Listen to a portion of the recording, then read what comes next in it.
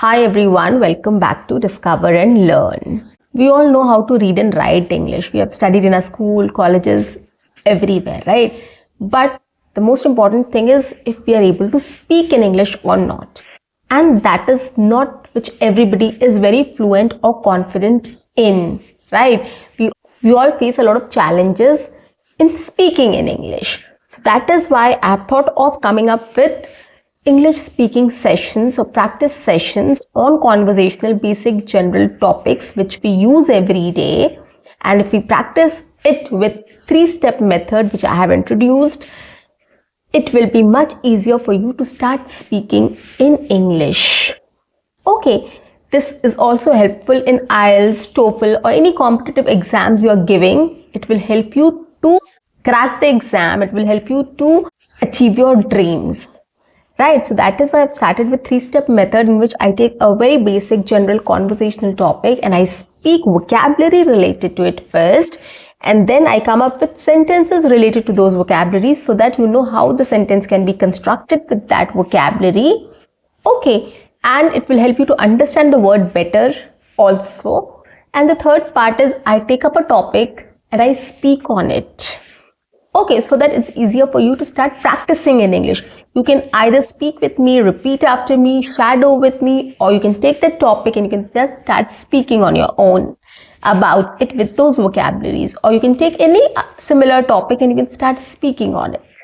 Okay, so the idea is you should understand the topic in and out so that it's easier for you to start speaking in English about it.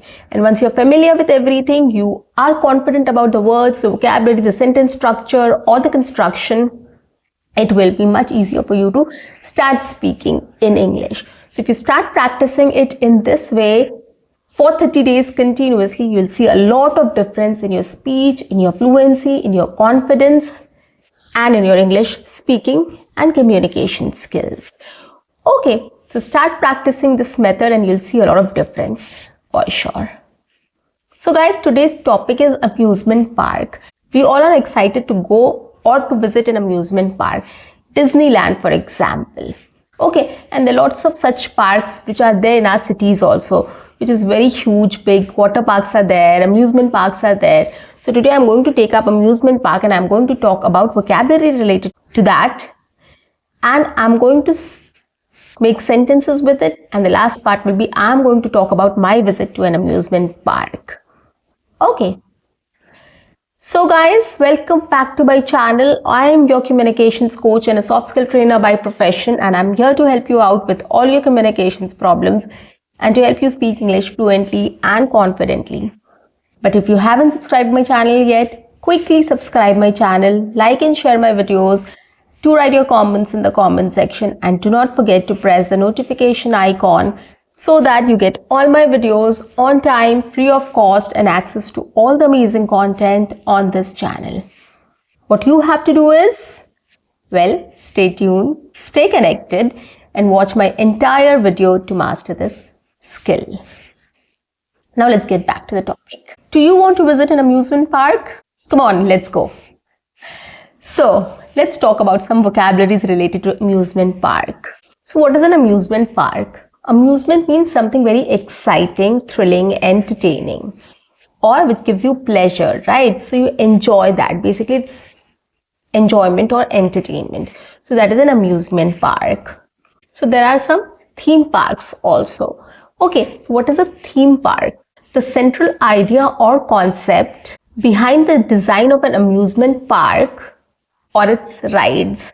So if you visit a Disneyland, it is all about Disney characters. The rides, the characters, everything you'll find there is about Disney. Okay, so that is a theme park.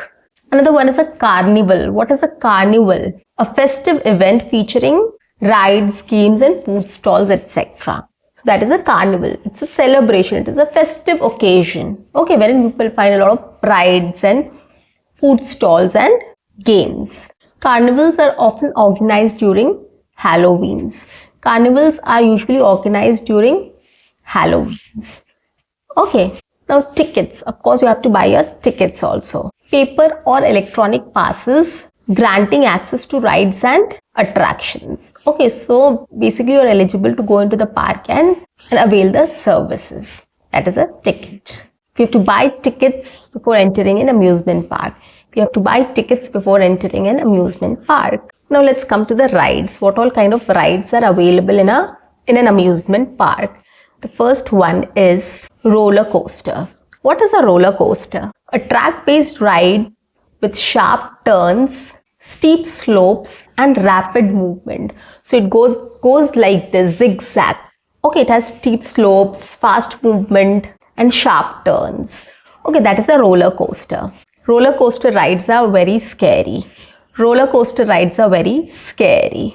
Another word is carousel. Carousel or merry-go-round. What is a carousel or a merry-go-round? A revolving machine with wooden horses or other seats on which people ride. So it can be wooden horses or it can be other seats also when people can sit and they can have a ride. It revolves around. It is a revolving machine. So that is a merry-go-round or a carousel. I love sitting on merry-go-rounds. I love sitting on merry-go-rounds. Okay, next is a Ferris wheel or a giant wheel. What is a Ferris wheel or a giant wheel? A large rotating wheel with passenger cars or the hanging seats on which people sit and they can have a panoramic view, a view from the top. Okay, and it is a giant big wheel which is rotating, which keeps on rotating. Okay, every amusement park or circus has a giant wheel or a Ferris wheel. Every amusement park or a circus has a giant wheel or a Ferris wheel. Okay, so we can always find a giant wheel in a circus or an amusement park. Another word is ride operator. What is a ride operator? A person responsible for operating and safety of the rides and ensuring safety of a ride is called a ride operator. Ride operators are always there to help you. Ride operators are always there to help you. Haunted house. You find a haunted house in all the amusement parks. What is a haunted house? A theme attraction designed to scare you with ghosts or monsters, etc. Okay, so it's very scary. You will hear a lot of scary noises or voices and sounds, and then there will be ghosts who will be scaring you and you have to go through that. So that is a haunted house. Haunted houses are very scary, or I find haunted houses very scary. I find haunted houses very scary. Now, other thing which you'll find there is cotton candies. Kids love eating cotton candies. So it's basically a sweet treat made by spinning sugar into a fluffy mass. So it's basically sugar which is spun into a fluffy mass, and you'll find it looks like a cloud, and it's called a cotton candy. And kids love eating. Even adults also love eating cotton candy. Kids love eating cotton candies. Kids love eating cotton candies. Shows. There are lots of shows also organized in amusement parks, like magic shows, live entertainment or magic shows, or any performances, musical performances in the park is called a show. Okay, so there are lots of shows which are there in the amusement park. Magic shows are always entertaining. Magic shows are always entertaining. Park map. When you enter the park, you will see a map, a visual guide to the layout of an amusement park. You will find the layout, you'll find where you can find what. So basically, it tells you about that. So you can see the map and you can go there. Okay, park maps are always helpful while you're visiting an amusement park. Park maps are always helpful while visiting an amusement park. Mascot. There's always a mascot. You'll find tall clowns or tall, Disney characters or any Minnie Mouse, Mickey Mouse, etc. Lots of characters. You find a mascot there. Huge, big mascot is standing in front or somewhere in the park. It's a character representing the park, often posing for photos with visitors. So they pose with visitors, they play with children, they give gifts to the children as well. So that is a mascot. During Christmas, we find mascots at the mall. During Christmas, we find mascots at the mall as well. Okay, so Santa Claus or any other character comes there as a mascot. Another important term is safety harness. Equipment used to secure riders to their seats during rides. So it's basically it ensures your safety. That is a safety harness. We should always wear a safety harness while riding in an amusement park. You should always wear a safety harness while riding in an amusement park. Okay. So guys, these are some vocabularies which are very specific or related to amusement parks. When we enter an amusement park, there are lots of rides and lots of things we can do there. But if we don't know what it is called, it will be very difficult for us to understand and participate in that. So if we know all the vocabulary, all the terminologies related to the theme park or a circus or an amusement park, it will be much easier for us to enjoy the rides and will not miss any one. Okay, so these were some vocabularies which are related to an amusement park. So next time when you visit the amusement park, you can explore all these things for sure. Okay, I hope it was a fun ride at the amusement park. Well, jokes apart, let's come to the third part wherein I'm going to speak about my experience at an amusement park. As a kid, I loved visiting amusement parks. During summer vacations, when we used to go out on vacations, I made sure we go to an amusement park.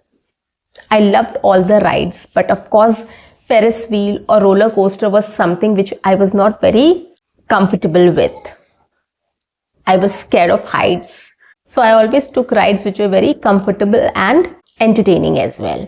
I loved sitting on merry-go-rounds. I did boat swings also. And surprisingly, I have been to a haunted house as well. But it was very scary. Apart from this, in an amusement park, you will find a lot of activities, a lot of rides which are very cool and very entertaining. I loved the train rides as well. Apart from that, lots of food stalls also. There are lots of things which are available at an amusement park where you can go and eat. Okay, there are lots of refreshments available there. Cotton candies, popcorns, and a lot of other things are available at the amusement park where you can go and eat. There are lots of shows also which are performed in the amusement park, like magicians perform, trapezium. Some animals also perform different tricks at the amusement park. So lots of things which are included. There are lots of activities also. You can do bungee jumping, you can do trampoline, you can do mountain climbing, zip lines, etc. etc. There are lots of activities which are there at an amusement park. So if you don't want to do some rides, you can just skip that and you can go and do some other activities also. Okay, there are lots of options for everybody, for kids to adults. Everybody will enjoy at an amusement park for sure.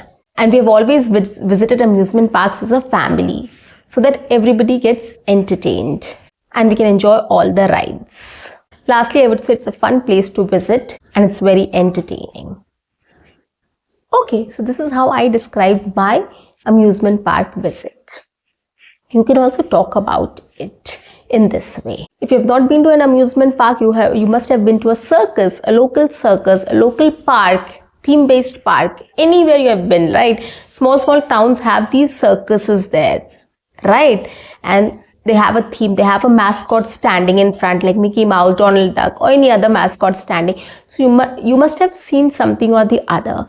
Whatever you have seen, whatever things you have visited, just talk about it in this way in English. So guys, that's it for today. I'll see you in my next session. Until then, keep learning, keep speaking, keep watching, and keep exploring. See you. Bye-bye and take care.